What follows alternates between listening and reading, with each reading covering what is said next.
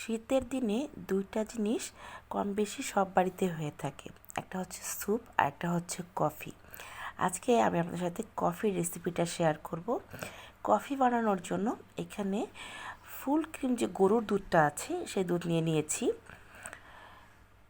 এই দুধটাকে ঘন করে জাল দিয়ে নিতে হবে। কফি তখনই টেস্ট হবে যখন দুধটাকে আপনারা খুব ভালো করে ঘন করে জাল দিয়ে নেবেন।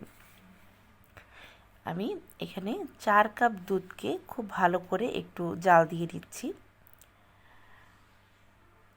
যখন দেখবেন যে দুধটা অনেকটা জাল হয়ে এসছে এবং একটু ঘন হয়ে এসছে, তখন বুঝবেন যে এটা ভালো মতো জাল দেওয়া হয়ে গেছে।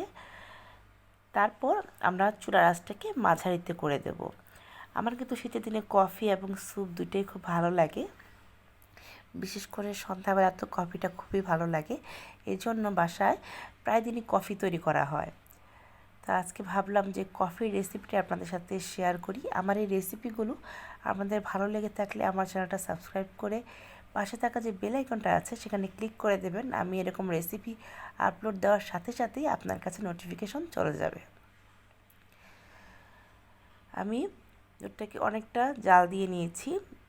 এখন এখানে আমি দিয়ে দিলাম কফি পাউডার। আমি 1 চামচ কফি পাউডার দিয়েছি আর সাথে দিয়ে দিয়েছি চিনি। আমি এখানে 3 টেবিল চামচ চিনি দিয়েছি। চিনিটা আমি আমার টেস্ট অনুযায়ী দিয়েছি। আপনারা অবশ্যই আপনাদের টেস্ট অনুযায়ী মিষ্টিটা দিয়ে নেবেন। তবে কফিতে সাধারণত একটু মিষ্টি বেশি হলে ভালো লাগে। আর কফি পাউডারটা অবশ্যই একটু কম দেবেন। প্রয়োজনে পরে আবার কফি দেওয়া যাবে। একবারে যদি কফি বেশি দিয়ে দেন তাহলে কিন্তু কফিটা তিতা হয়ে যাবে। আমি এখানে 1 টেবিল চামচ কফি দিয়েছি। এবার খুব ভালো করে মিক্সড করে নিলাম চিনির সাথে। দেখুন কফির কালারটা কতটা সুন্দর হয়েছে।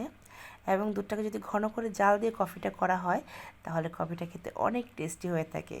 অনেকে দেখি দুধ জাল দেয় কিন্তু ঠিকমতো ঘন করে নেয় না, এজন্য কফি খেতে ভালো লাগে না। আমরা ঠিক এইভাবেই বাসায় কফিটা তৈরি করি। কফি দিকে তো খুব একটা জাল দেওয়ার দরকার নেই, 2 মিনিট জাল দিয়ে আমি এটাকে কফি মগে সার্ভ করে নিয়ে গেছি। হয়ে গেল আমার কফি